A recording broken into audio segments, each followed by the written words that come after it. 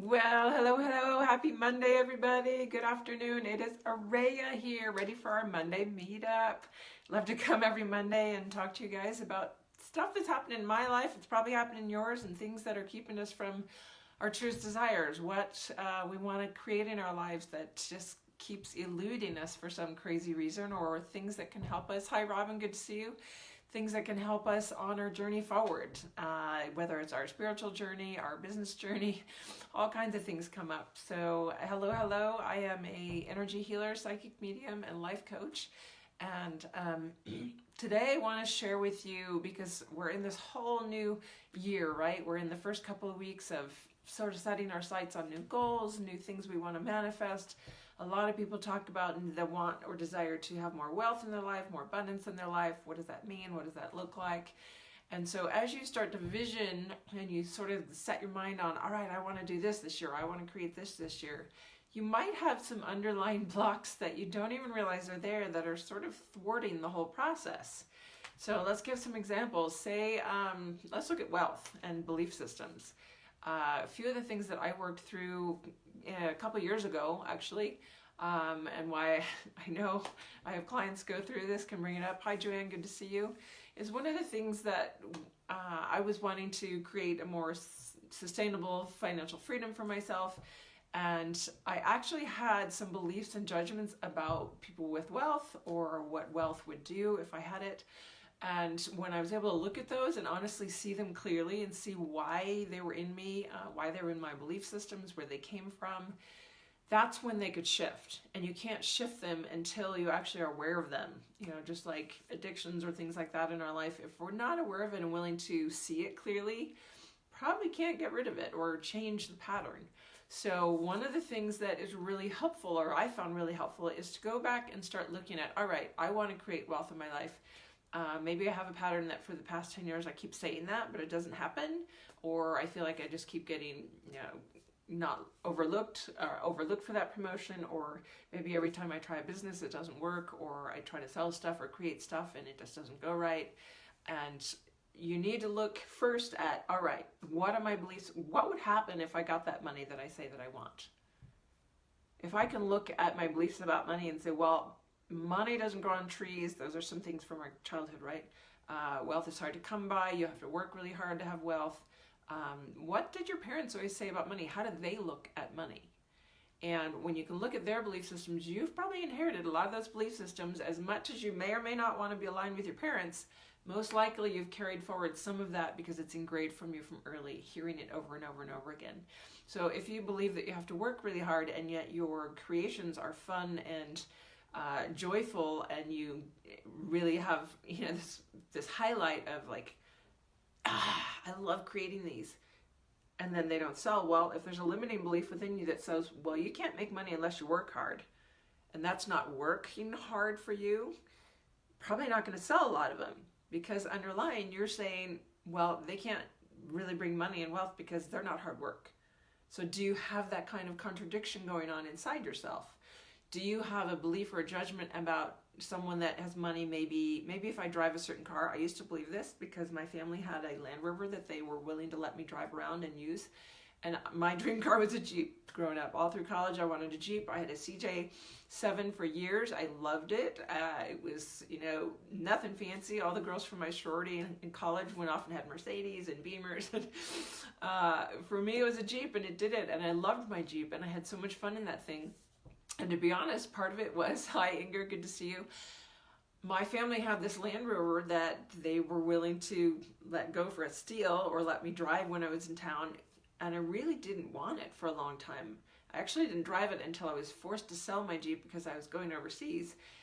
And I finally looked at that, and it was because I felt like if I was driving a Land Rover, I would be a target.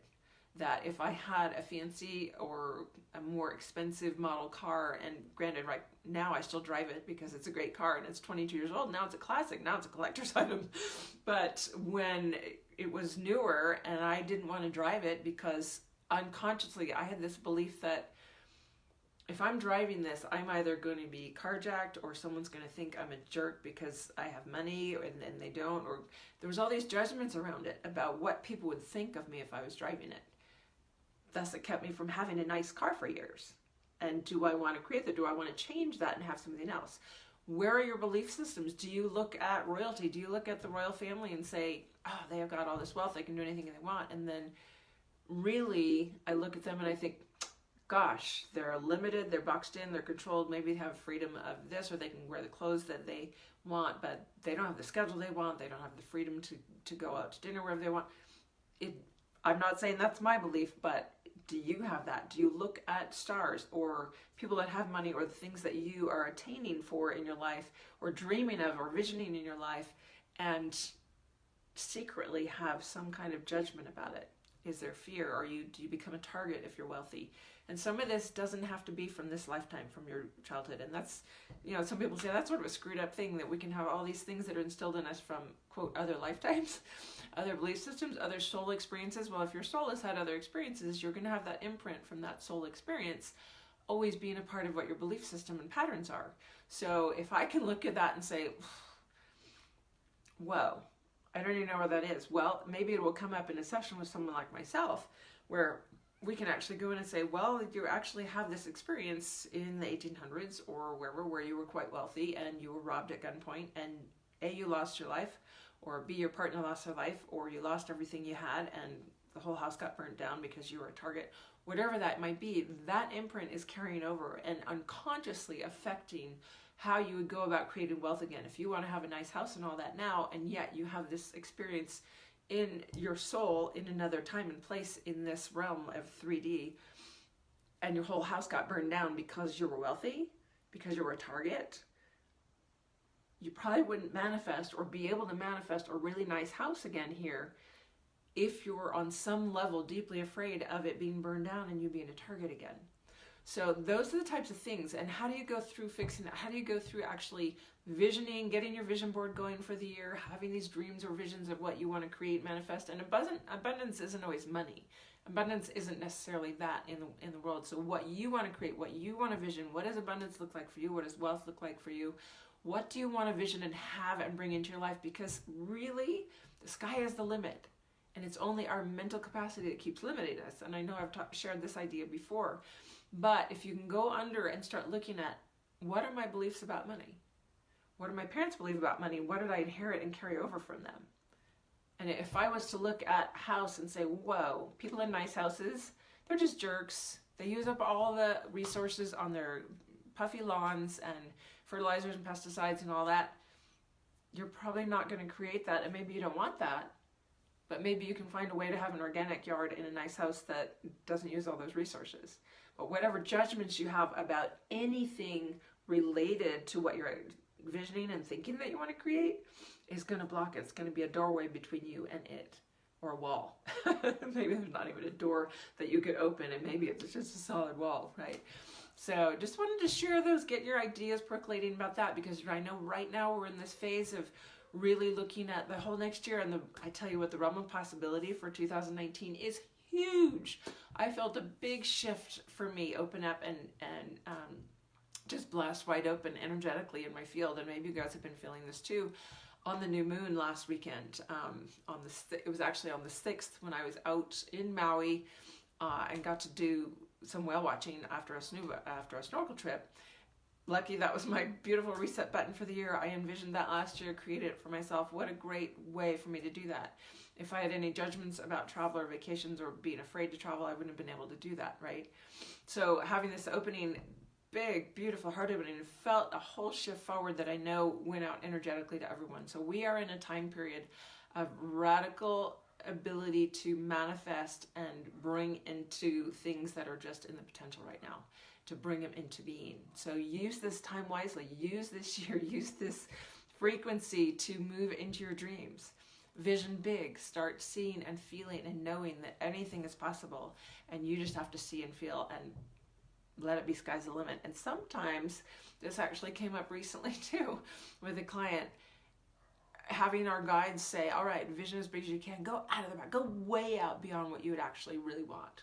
Just see how big you can go.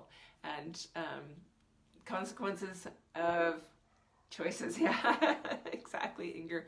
So how big do you want to vision? And then just sometimes it's just blowing the cap off of it so that you can come back down to what you really want. If we set the sky as the limit and then find our happy zone within that, then there's nothing, there's no cloud cover, right? There's nothing that's holding us down on it. The sky is the limit, vision as big as you can, and then let your heart really pick and choose within that what brings you the most joy. So I do want to pull a card today for this because I feel like this is just such an important time for people to really go in and tune into themselves. So I want, this card is going to be drawn for everybody that's both on the call right now. Good to see you guys. Thanks for being here, everybody. And for each of you that are watching on the playback, just allowing this to speak to all of you on the theme. I'm just going to hold the intention with the cards of a message for us connected to our own pursuit of abundance. So what is the message for us in our own pursuit of abundance for this year? Hello, Lexi. Nice to see you. And we're pulling the Magician. This is interesting. Archangel Raziel.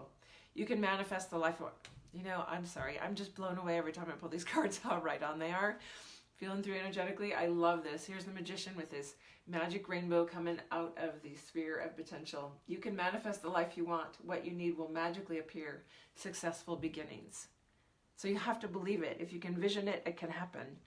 But if there's things that are blocking, or you're feeling like it's a lag and it's going really slowly, or it's really hard, or it's the same pattern as in the past, use your past to learn from. Use your past to look at and see, all right, I set this goal item in front of me every year, but I never actually get there. What's blocking me? What belief systems do I have in place that are unconsciously keeping me from being able to actually have that house or that car or that job or that relationship or whatever abundance is for you? And I love that on this, the Archangel is actually wearing his magic hat, and successful beginnings. What you need will magically appear. When you trust in the universe to provide and you can clearly state and put your desires out there, then it can actually flow to you, but it has to have a clear pathway. So removing those blocks and allowing successful beginnings. So this is the beginning. You have to have a successful beginning to get there. And a successful beginning is actually doing the inner work to stop and take inventory and look at all the pieces of, I want to go from here to here. What's in the way? It's just like when you plan a trip. If I plan a trip and I want to go here, then I have to look at railway tickets, plane tickets. Do I need to drive? Do I need hotel rooms? Do I need gas? What are the things that I need to arrange that trip that I want to do? This is just the same. You've got this vision that you want to create, and there's doorways between you and it. Allow your guidance to show you and lead you into that path in your heart internally of, what judgments do I have around people that have those that might block me from it? Is there an association of wealth or money with that, or anything I associate with that has any negative connotation from my childhood, or any belief systems that my parents had about me having that kind of thing? If your parents always said that cozy cottages are the best and you want a big mansion, it might be hard for you to manifest a big mansion if you actually took to heart all of their beliefs, or you want to please them. If you have unconscious beliefs of needing to please them, how can you manifest that big house and be happy in it if to make them happy you're supposed to be in a cozy cottage? Just food for thought. Love coming out to challenge you guys, make us all move forward, because as I talk about it, things hit home for me too. So I appreciate being able to come and share with you guys every week. And I apologize for the weeks that I miss when I'm out of town. I know that's happened a few times lately, but I will try and be here consistently. And I do have coaching programs available. I do a 12-week transformation springboard for those of you that are interested in one-on-one work, or if you're just feeling like, wow, I really resonate with your work or with you, and I'd like to see if we could work together. I have 20-minute discovery calls that are free, where we can connect and talk about what you're wanting to move forward into, if I could help with that, if we're really a good fit and match, and what my programs look like, or my individual sessions. So feel free to get on my calendar. Araya at invokehealing.com has a book now button on every page that allows you to just go into that calendar and see when those spaces are open. It does only book 3 weeks out, so if you don't see any, just keep checking. And otherwise, I look forward to connecting with you guys again soon. Have a great, great day. Lots of love to you, and thanks for watching and for checking it in on the replay. Bye, guys.